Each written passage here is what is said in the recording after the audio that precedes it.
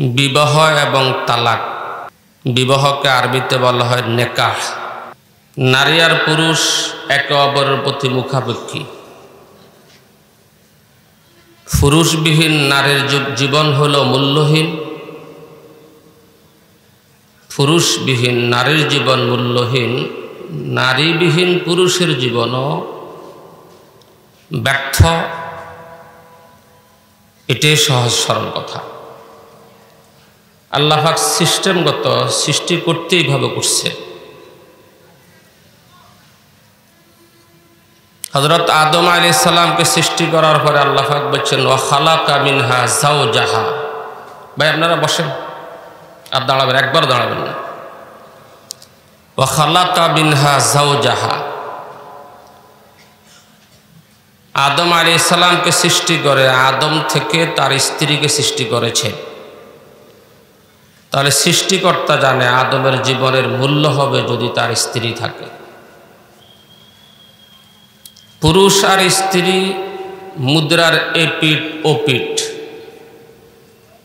একটা মুদ্রার এক পিঠ হলো চাঁদ, এক পিঠ হলো লতা, 2 ফিট মিলি হয় একটা মুদ্রা। নারী আর পুরুষের সম্মিলিত হলে একটা জীবন হয়। যদি নারী ছাড়া পুরুষের জীবন সেটা হয় ব্যর্থ জীবন, পুরুষ ছাড়া নারীর জীবন সেটা হয় মূল্যহীন জীবন। এই কারণে আমরা বলি স্ত্রীকে স্বামীর অর্ধাঙ্গিনী। স্ত্রী যদি স্বামীর অর্ধাঙ্গিনী হয় তো স্বামী হলো স্ত্রীর অর্ধাঙ্গ। নিসফ নিসফ, অর্ধ অর্ধে মিলি এক জীবন হয়, অর্ধ অর্ধ মিলি এক জীবন হয়। খালেকে কায়নাত সারা পৃথিবীর সমস্ত ইনসানকে সৃষ্টি করার সময় তার একটা জড় সৃষ্টি করছে।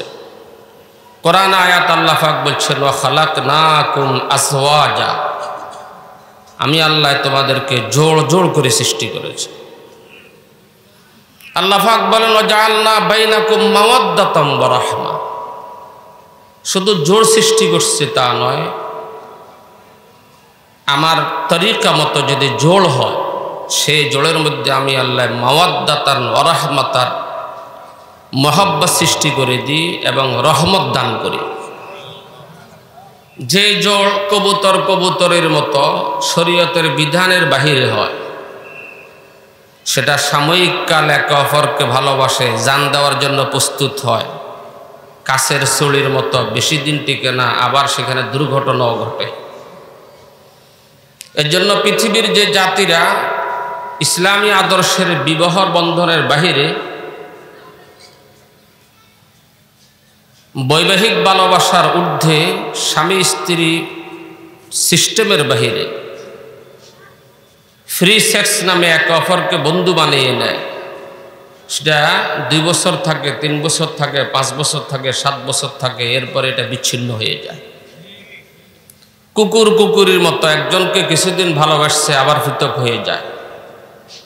ইসলামী আদর্শের বৈবাহিক জীবন দুর্ঘটনা কবলিত হয় হাজারো লাখে 1-2টা, অন্যথায় 70, 80, 90 বছর পর্যন্ত দুইজনের ভালোবাসার এই জীবন চলতে থাকে। বৈবাহিক সম্পর্ক ছাড়া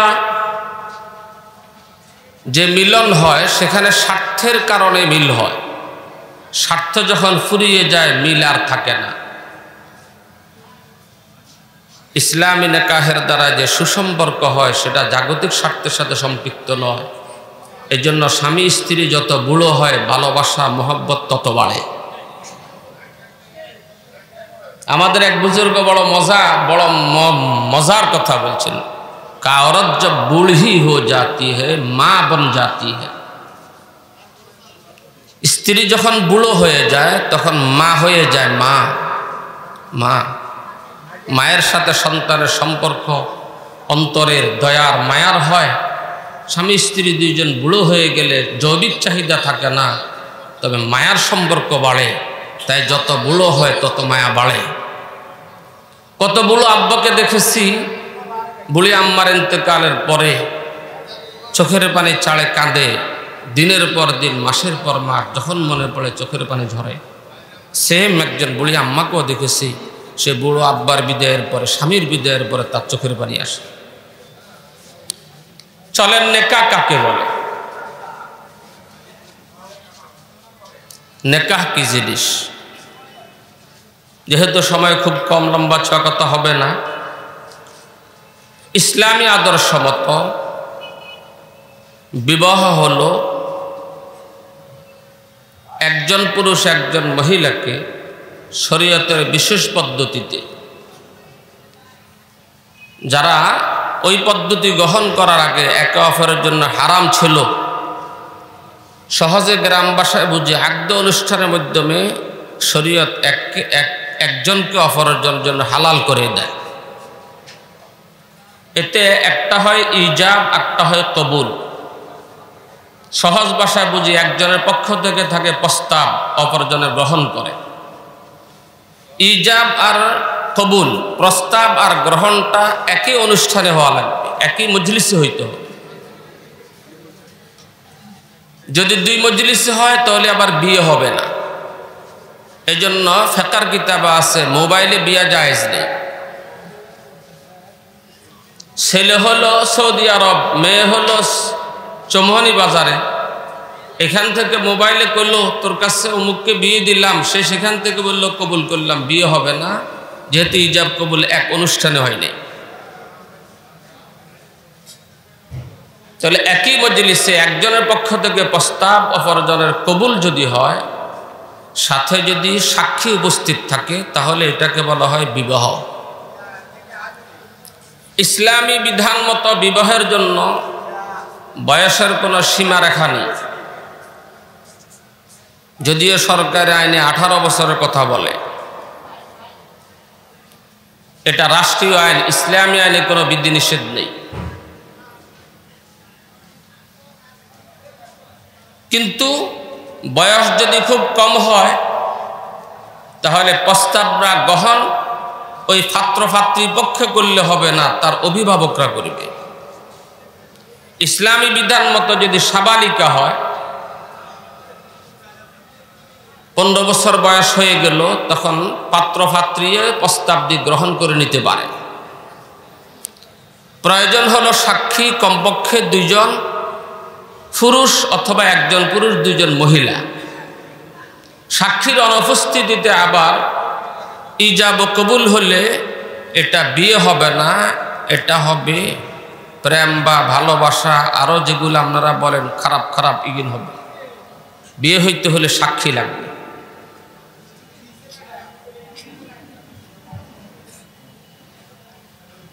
এখন মোবাইলে বিয়ের মাসালাটা যদি এমন কোনো জটিলতা দেখা দেয় প্রয়োজন, তো এলাকার হক্কানি কোনো আলেম থাকলে, মাদ্রাসার যোগ্য মুফতি সাহেব থাকলে ওনার থেকে পরামর্শ করে সেখানেও একটা সিস্টেম আছে, বিয়ে পড়ানো যায়।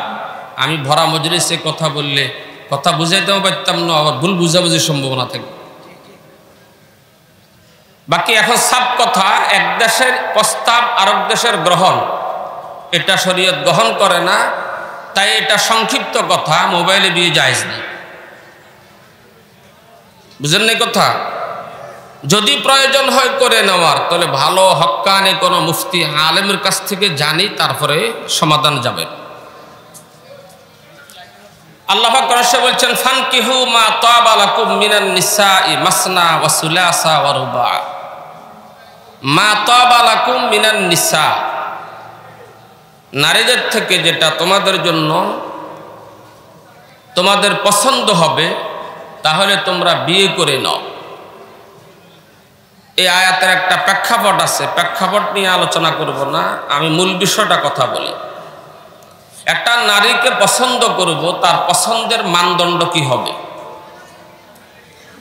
আজ থেকে 1450 বছর আগে আমাদের নবীজি বলছেন, সাধারণত মানুষ পাত্রী নির্বাচন করার বেলায় 4টা গুণ দেখে। ক্বালা রাসূলুল্লাহ সাল্লাল্লাহু আলাইহি ওয়াসাল্লাম, তুনকাহুল মারআতু লিআরবাইন, লিমালিহা ওয়া লিহাসাবিহা ওয়া লিজামালিহা ওয়া লিদীনিহা, ফাজফার বিজাতিদ্দীন।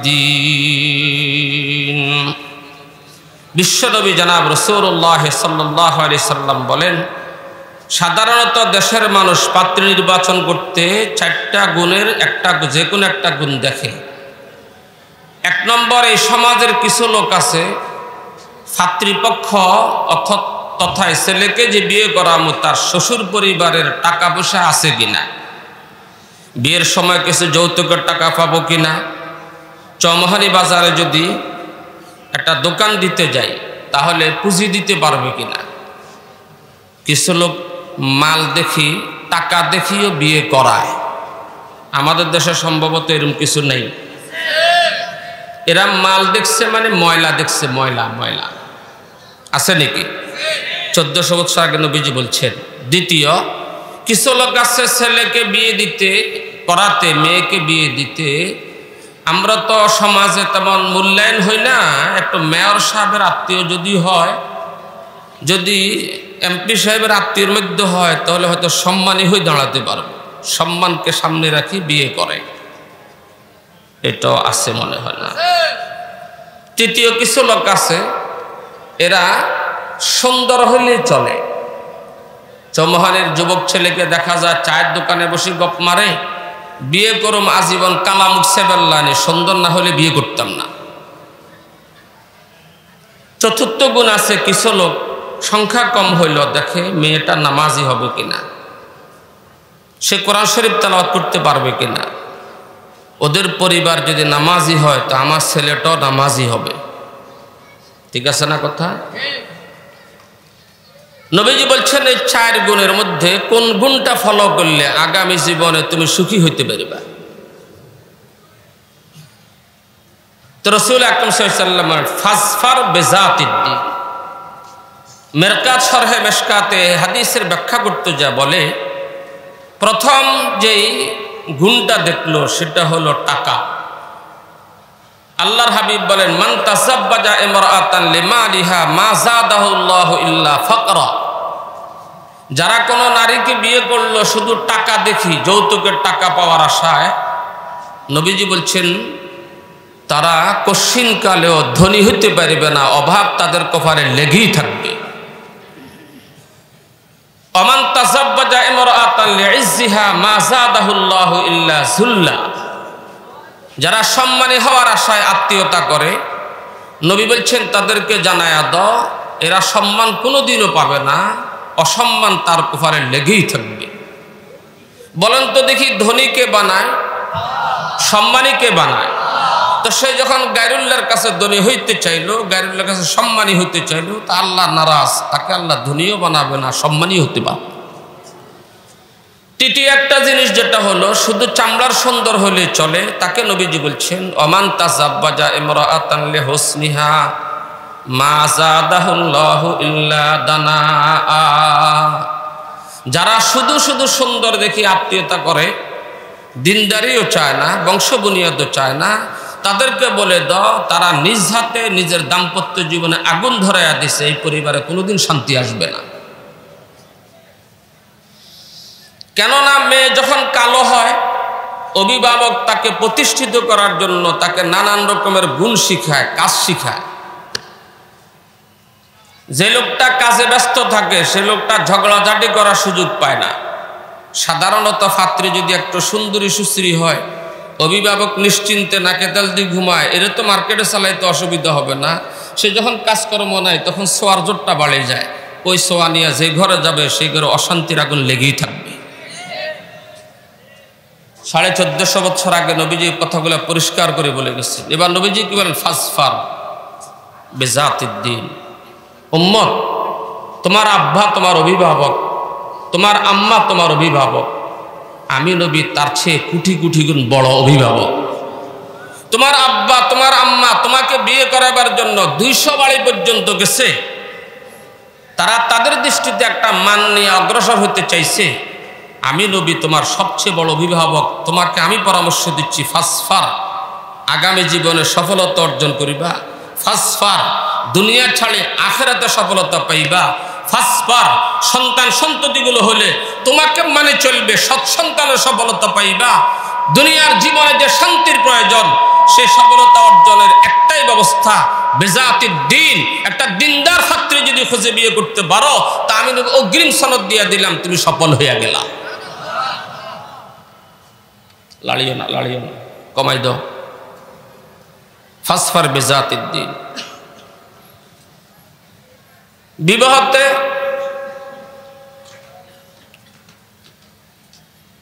সাক্ষীর উপস্থিতি লাগে, সাথে মোহরও দিতে হয়।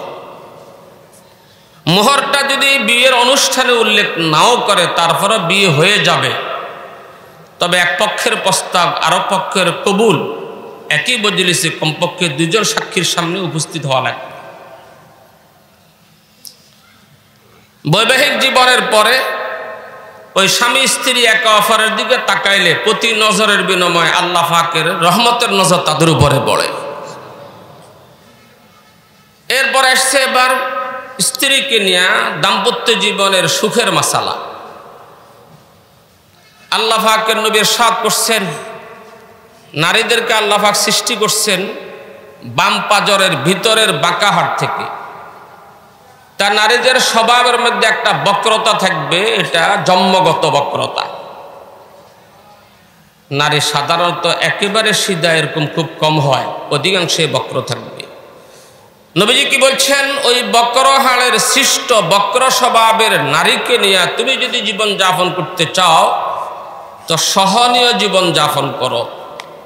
একেবারে সোজা করে জীবন যাপন করবা, বক্র হাড় সোজা করতে গেলে হাড়টা ভেঙে যাবে, দাম্পত্য জীবন শেষ হইয়া যাবে। এটা দাম্পত্য জীবনের আদর্শ নয়। আর যদি ছেড়ে দাও, যা চায় তা ছেড়ে দাও, তাহলে পুরাই বাঁকা হয়ে যাবে, তাহলে তুমি আর তার থেকে ইস্তেমতা উপকৃত হতে পারবে না। এই কথাটাকে আমি একটা ছোট্ট কথা দিয়ে বুঝাই। আমাদের এক মুরব্বী বলতেন, নারীদের কথা শুনন আছে, ধরন নেই। নারীদের কথা বুঝেন বুঝেন, শুনন আছে অর্থ কি? যে কোনো স্বামী যখন বাড়িতে যায়, ঘুমাইতে গেলে স্ত্রী তখন ওই স্বামীর মা, ভাই, বোন এদের বিরুদ্ধে ফিনফিন করে কিছু কথা বলতে থাকে, বলেনি? সে সময় স্বামী যদি বলে কথা, তোর জ্বালা বাঁচলাম না, সারা দিন দোকানদারি করে বাড়ি কেনা ঘুমাইতে আসি, তোর ফ্যান ফ্যানানে বাঁচলাম না, তোমার মার বিরুদ্ধে কস, বোনের বিরুদ্ধে কস, এই কথাকে যদি ধমক দিয়া দেন তো সে কব সারাদিন বাজারে থাক, কোন বেটির লোকের সম্পর্ক হয়েছে আরো দেখতে হর, আর একখান কত হুনে না, আরো গ্রাম্য ভাষা হিলেইয়ার ঘরে কিল্লাই আইলাম, এই কথাকে গালি দি এই যে ছুটলো সারা রাত ফ্যান ফ্যানানি, আর আজকের ঘুম শেষ, ম্যাচের কাটে দিয়ে আগুন ধরে দিছে। বুঝলেন না কথা? বেডি করে আয়তো কয়েক কিন হুনবেল্লাই এক। আর যদি শুনেন, শুনতে যান, তাহলে দুটা সমস্যা। অনেক কুলাঙ্গার শাশুড়ি আছে, ননদ নন্নসী আছে, বেড়ার কিনারে যে কান লাগা শুনিতে হয়, এই বেডি এতার কাছে কিয়া কয় আছে না? শুনবার সময় তিনি একথা চিন্তা করে না, আমিও তো এক সময় আমার স্বামীর একখান করছিলাম, কথা বুঝেন নাই? তো শুনি অগ্রিম রাগ হয়ে থাকে ছেলের উপরে, উভয়টাই অপরাধ। এই জন্য মুরব্বী বলেন, দাম্পত্য জীবনকে সুখের বানাইতে হলে স্ত্রী যখন কথাগুলো বলে চুপ করে তার কথাগুলো শোনো। সে তোমার থেকে 10 মিনিট নিল, 20 মিনিট নিল, তার মনের যে ব্যথা সারাদিন ছিল সব বলি ফেলছে, তার মনটা হালকা হয়ে গেছে। এবার তাকে বুঝে দাও, এই সংসার তো আমাদের, বুড়া বুড়ি কদিন, এই সংসার তো কিছুদিন অপেক্ষা করো, আমরাই তো সব। এই কথা বলে তাকে ঠান্ডা করে দেন। সকালবেলা সে আপনাকে বলবে এই কথা, আর একটা মনে কষ্ট তো না, আমরা অনেক কথা কই এলেছি, আমরা চাই না আমারে কিছু কইয়েন না, ঠিক আছে না কথা? আমরা চাই আমারে কিছু। এটা তো হলো স্ত্রী যদি নেক আখলাকের হয়। আর আপনার বেলায় স্ত্রীর কথা শুনেন, সকালবেলায় তার কথা শুনি, কথাটা ধরিয়েন না। স্ত্রীর মহিলাদের কথা শুনন আছে, কথা কন না, ধরন নাই, ধরিয়েন না মানে এই কথাগুলোর উপর কেন্দ্র করে এবার কুড়াইলে মারে মারতেন যাইবেন, বোনদেরকে এবার খন্তালে মারতে যাইবেন, এটা করিয়েন না। এটাকে বলা হয়েছে শুনন আছে ধরন নাই। শুনন আছে এক। নম্বর দুই, বক্রহাকে সহনীয়ভাবে চলতে হয়। আরেকটা কথা, নারীদেরকে আল্লাহ পাক স্বাভাবিকভাবে ধৈর্যের মাত্রা দিচ্ছে কম পুরুষের তুলনায়, স্বাভাবিকভাবে, ব্যতিক্রম কিছু থাকে। তাই তারা অল্পে আহত হয়, অল্পে আবার তুষ্ট হয়। কি কইছি? অল্পে আহত হয়, অল্পে তুষ্ট। খুব সামান্য জিনিসে আহত হয়ে যায়, আবার খুব সামান্যতে তারা একদম সন্তুষ্ট হয়ে যায়। স্বামী বাজারে আসতেছিল, আইতে কইছে আমি আমার ফান নাই, ফান লই আই। পুরুষ মানুষ বাজারে আসি গুড় করে বহুত সদাই করলো, ফানের কথা ভুলে গেছে। ঘরে যাইতে প্রথম জিজ্ঞাসা হানানছিননি, অথচ সেদিন 12,000 টাকা সদাই করছে, মাত্র 10 টাকার ফান কিনল। জন করলে যাই ভুলে গেছি, বস এই খোদার কাটার ঘরে আয় আর কিচ্ছু দুগা হানো খেতে মারলে আপনার শান্তিতে। 30টা বছর তার ঘরে থাকি, সে কি পরিমাণ জ্বালাইলো হারা। সুম্মা রাআত মিনকা শাইয়ান ক্বালাত মা রাআইতু মিনকা খায়রান কত্তু। হাদিসে নবীজি বলছে 30 বছর সুখের জীবনের পর একটা ছোট্ট জিনিস মতের বিরুদ্ধে দেখার সাথে সাথে সাপ বলে দিল মা রাআইতু মিনকা খায়রান কত্তু, জীবনে কোনোদিন এতাত্তর কোনো বালাই দেখলাম না। এই ছোট্ট ফানের বলে জবাবটা এইভাবে, অল্পে আহত, সিরিয়াস আহত। পরের দিন আপনি ফানের বাটা খুলে দেখছেন জর্দা শেষ হয়ে গেছে, বিবিএ কইতে ভুলে গেছে। বাজারে আসে আপনি স্বেচ্ছা জর্দা কিনে নিছে, আপনার দেয় মাত্র এত জর্দা নেই, আমরা কইতাম ভুলে গেছিলাম। আপনি মুস্কি হাসি দিক নাই তো খেয়াল করে লিয়ে আনছি, মাশাল্লাহ আপনার এমনভাবে ওয়েলকাম জানাইবো যেন আকাশের ছান পাই গেছে আর আপনার। এটা স্বাভাবিক। তাই অল্প আহত, অল্প তুষ্টকে নিয়ে জীবন যাপন করতে হলে প্রথমে নিজের মধ্যে একটা অনুভূতি জাগাইতে হয়। সে অনুভূতির জন্য একটা ঘটনা বলবো, হযরত ওমর ইবনে খাত্তাব রাদিয়াল্লাহু তাআলা আনহু জামানার ঘটনা।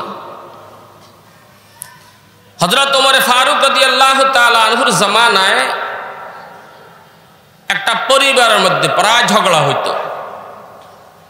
স্বামীটা ধৈর্যের দিক থেকে একটু কম ছিল, ঝগড়া সব পরিবারে হয়, বড্ডা হুজুরও পরিবারে হয়।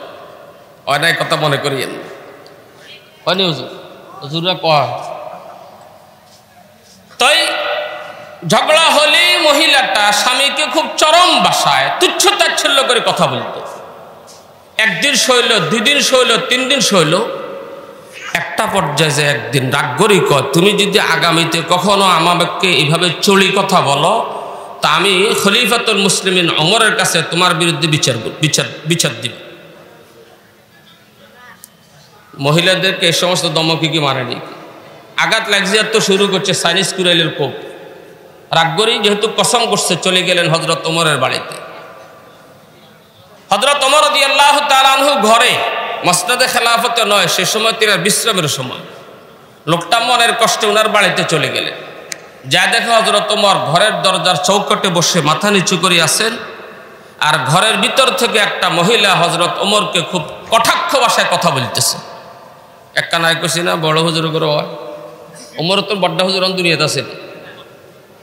এই বেটা খাড়ায় খাড়ায় শুনি দেখেন মাশাল্লাহ আমার স্ত্রী কিয়া, আমার স্ত্রী যদি সিনা হয় এ বেটি তো আস্তা জাপানি আরো সেতা। বেশ কতক্ষণ দাঁড়ায় থাকি, যে লোকটা আমার মতে এত বড় মাজলুম, তার কাছে বিচার চাইতে বিচার পাওয়া যাবে না। এ কথা মনে করে আস্তে করে হাঁটে চলে যা। আয়নায় দারুল উলুম দেওবন্দ মাদ্রাসার একটা পাক্ষিক পত্রিকা এই ওয়াকিয়াটা নকল করছে। হযরত ওমর হঠাৎ করে একটা লোক আসতেছে, মনে হচ্ছে আবার চলে যায়, এই এদিকে আসো, কই যাও। ওমর তো হলো দুনিয়াতে আদল কায়েম করছেন, ইনসাফ কায়েম করছেন সেই ওমর।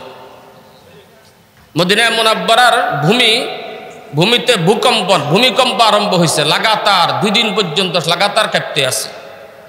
হযরত ওমর চোখ রাঙায়া জমিনের উপরে ফায়ের গোড়ালি মারি বলে, এরে জমিন তোর উপরে ওমর কি ইনসাফ কায়েম করে নাই?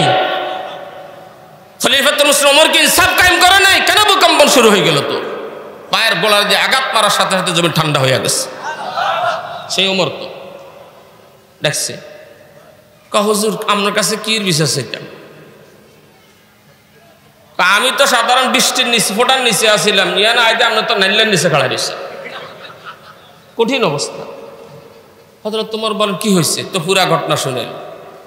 হযরত তোমার বলে তোমার রায় বিচারের রায় দেওয়ার আগে তোমার সাথে আমি একটা পরামর্শ করি। হুজুর কি? আমি যখন ঘরে আসি আমার বিবির চেহারার দিকে তখন আমি তাকাই, তখন আমার মনে পড়ে তাকে বিয়ে করার কারণে আমার ইমানটা পরিপূর্ণ হয়েছে। এই বিয়েটা না করলে আমার ইমানটা অর্ধেকটা থাকতো, তাহলে সে আমার বড় মুহসিন। কথা ঠিক আছে নি? বিবাহের দ্বারা ইমান কথা কয় পরিপূর্ণ হয়।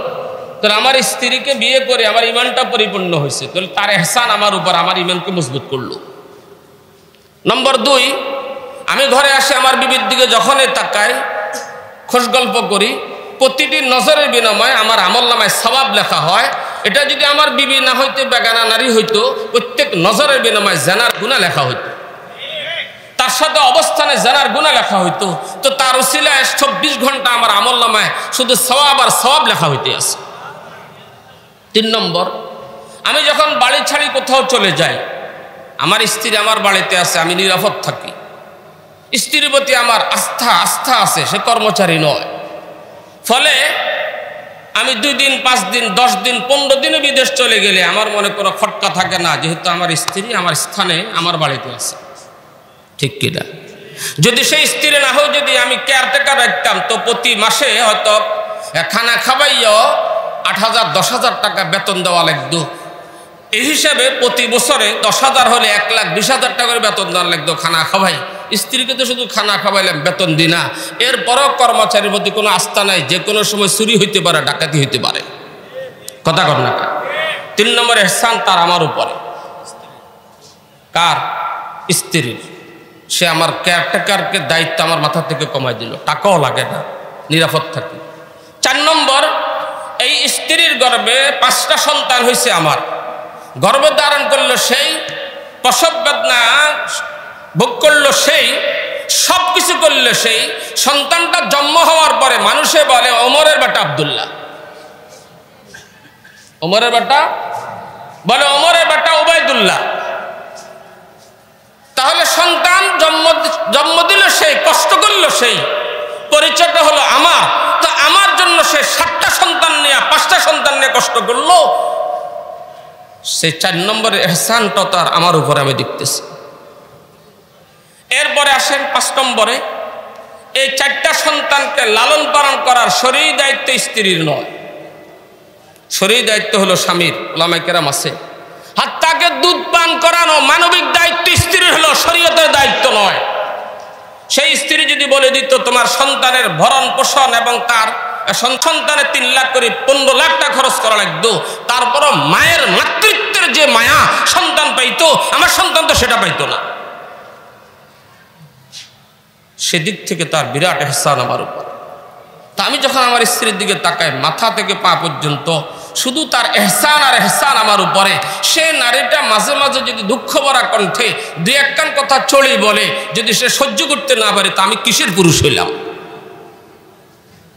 নোয়াখালীরা রাখা দুধ দেন না গরুর, মাশাআল্লাহ আমরা রাখছে, ঠিক আছে না কথা? তাহলে সে চড়ি কথা বলবে, সেটাকে আমাকে সহি যেতে হবে। আল্লাহ পাক কোরআন শরীফে আয়াতে বলেন ওয়াশিরুহুন্না বিল মারুফ। আমি সৃষ্টি করছি, আমি জানি মহিলারা দুর্বল, দিমাগে তাদের দুর্বলতা থাকে, তাদের ধৈর্যের কমতি থাকে, অল্প আহত অল্প তুষ্ট হয়, দুর্বলের পক্ষে সুপারিশ হয়। তাই আল্লাহ সুপারিশ করে কোরআন শরীফে ওয়াশিরুহুন্না বিল মারুফ। একটু পরিষ্কার করি, দেশের প্রধানমন্ত্রী যদি নোয়াখালীর ডিসিকে টেলিফোন করে বলে সমনি সাধারণ ব্যবসায়ী অমুক আগামীকাল 10টার সময় তোমার কাছে আইবে, তার সাথে ভালো ব্যবহার করি। কি কর ডিসি সাহেব 10টার আগে তো ফরনে কি আছে না আছে চিন্তা করতো না, শুধু অপেক্ষা করবো। প্রধানমন্ত্রী যার বেলা সুপারিশ করছে তার কোনো খেদমতের কোনো কমিও নেই। কথা কর না, যাওয়ার সাথে সাথে তো স্যারটা ছাড়ে স্যার কিনলে আসছেন কি বিষয়, প্রধানমন্ত্রী তো কাইলে আমরা ভার পরামর্শ করছে। প্রধানমন্ত্রী থেকে কোটি কোটি গুণ বড় আমার। চিৎকার করবেন কে?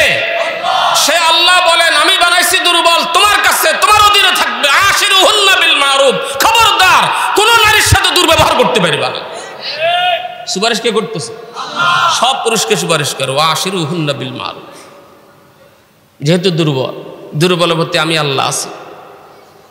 যদি এই মানদণ্ড নিয়ে আমাদের সমাজ চলতো তাহলে আমি তালাকের মাসালা বলার দরকার হইতো না, একটা তালাক এই দেশে হইতো না। ঠিক কর?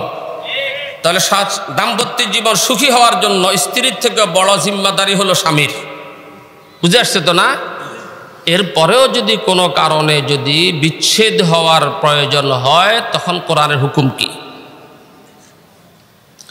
আল্লাহ পাক বলছেন আবগাজুল মুবাহাতি আত-তালাক, হালাল হালাল হালাল মুবাহ মুবাহ যে জিনিসগুলো তার মধ্যে সবচেয়ে নিকৃষ্ট কাজ, যে কাজে আল্লাহ পাক সবচেয়ে বেশি নারাজ হয় সেটা হলো তালাক। সেটা হলো কি? তালাক। ইসলাম বলে বৈবাহিক জীবনে বন্ধন হয়ে গেল আর কোনোদিন ছুটতে পারবে না এমন নয়, শত গলা ফুসলে কাজ করলেও বেশ কম হয়ে যেতে পারে। একটু কথা পিছনে যাই। স্বামী তার স্ত্রীর কথা ধৈর্য সহকারে শুনবে কেন? একটা স্বামী যদি একথা চিন্তা করতো, আমার বাড়িতে আমার স্ত্রী, এখানে তার মা নাই, বাপ নাই, ভাই নাই, বোন নাই, খালা নাই, ফুফু নাই, তার আপন বলতে শুধু আমি একজন। কথা কর না কা? এই পরিবারে দিনভর কাজ করতে গেলে বেদনা আসা স্বাভাবিক। আমাকে না বললে বলবে কার কাছে? ঠিক আছে না? আমাকে না বললে বলবে কার কাছে? স্বামীর তো ভাই আছে, বোন আছে, মা আছে, তাদের সঙ্গে আলোচনা হয়। আমার কথা তো আমার কাছে বলবে, যেহেতু তার এখানে আর কেউ নেই।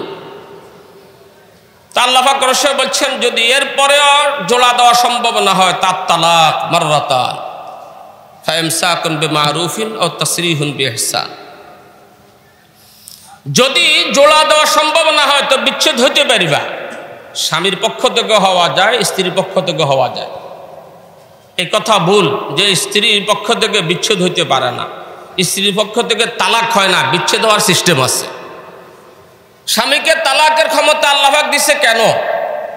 নারীরা অল্প আহত হয়, অল্প তুষ্ট হয়। তালাক দেওয়ার ক্ষমতা যদি সমন্যা মহিলাদের হইতো তো প্রতিদিন বেডিরা অজ্ঞা তালাক দিত স্বামী করে।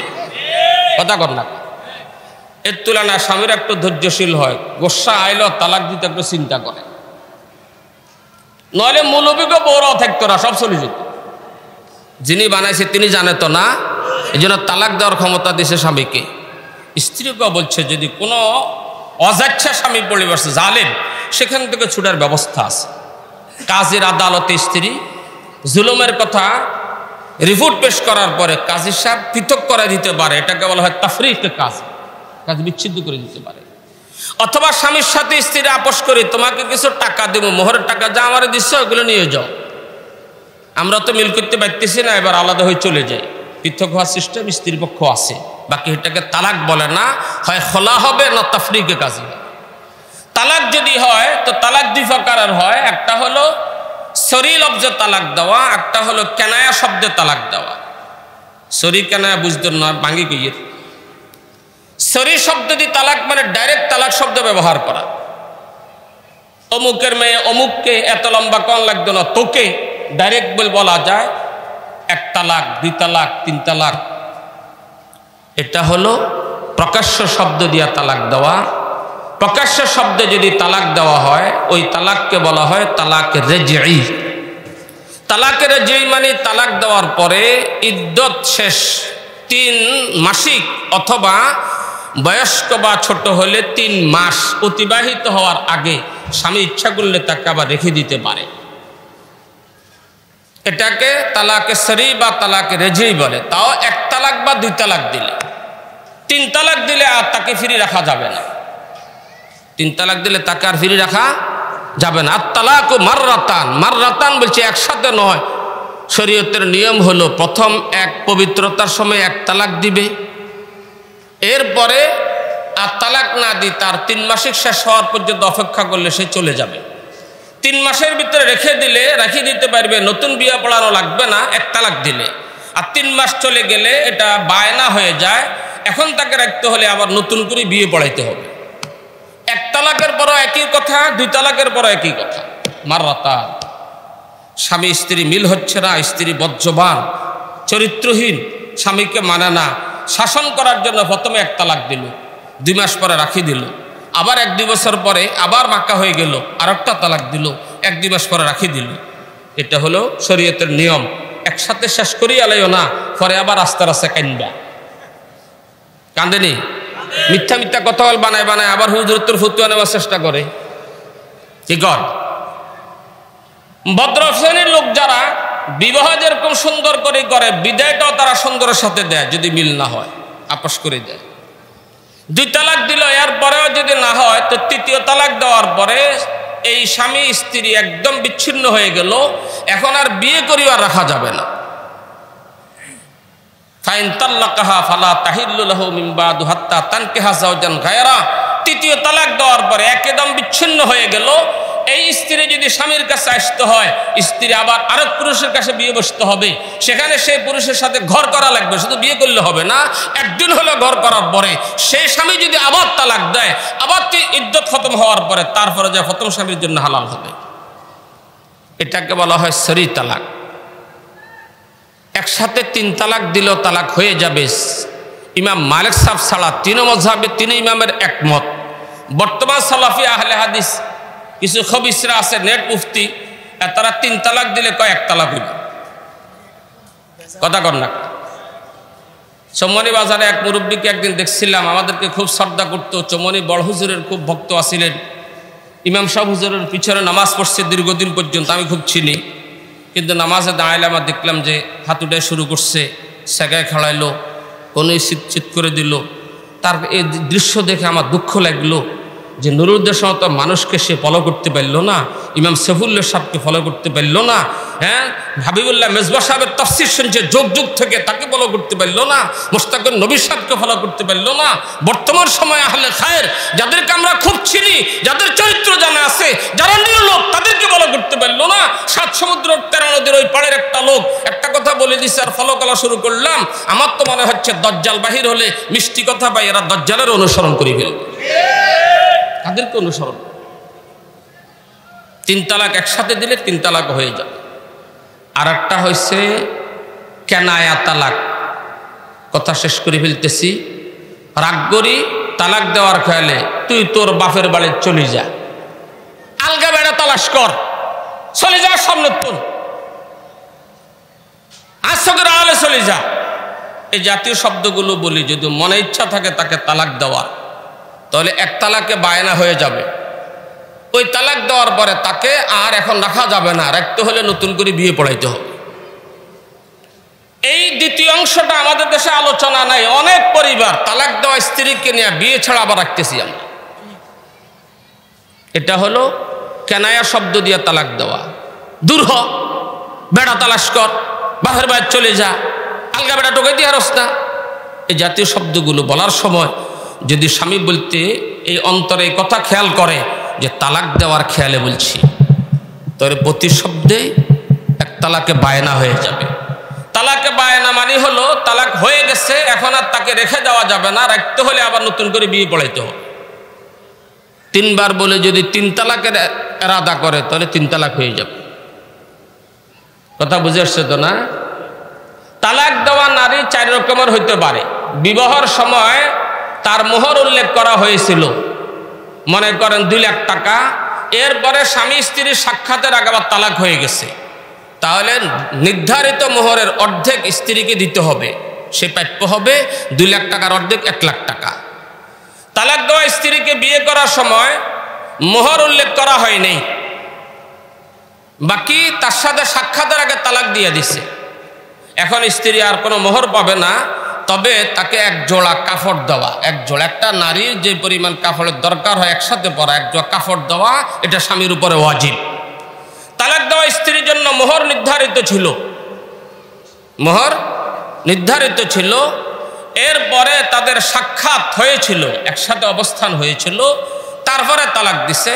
তাহলে নির্ধারিত মোহর যেটা উল্লেখ করা হয়েছে 16 আনা মোহর দেওয়া লাগবে, 16 আনা মোহর দেওয়া লাগবে। যে কোনো স্ত্রী যাকে তালাক দেওয়া হয় সে তো তার মোহরের টাকা পুরাই পায়, সাথে তাকে 1 জোড়া কাপড়, যেটা তার জীবন চলার জন্য ব্যবহারে লাগে, এটা দেওয়া মুস্তাহাব। শুধুমাত্র ওই অবস্থায় যে মোহর উল্লেখ করা হয় নাই, সাক্ষাতের আগে তালাক দিছে, তখন এটা দেওয়া ওয়াজিব। আর যদি মোহর উল্লেখ হয়েছিল, সাক্ষাতের আগে তালাক দিছে, তখন আর কাপড় চোপড় দেওয়া লাগবে না। নির্ধারিত মোহরের অর্ধেক স্বামী তাকে দেওয়া, এটা স্বামীর উপর ওয়াজিব। নির্দিষ্ট সময় দুটি বিষয় জটিল ছিল, সংক্ষিপ্ত আকারে কিছু কথা পেশ করছি। আল্লাহ কোনো কথা যদি ভুল বলে থাকে সেটা আমাদের অন্তর থেকে মুছে দেন, সহি কথাগুলো আমাদের অন্তরে জমায়া দেন। ওয়া সাল্লাল্লাহু তাআলা আলা খায়রি খালকিহি মুহাম্মাদিন ওয়া আলিহি ওয়া আসহাবিহি আজমাইন।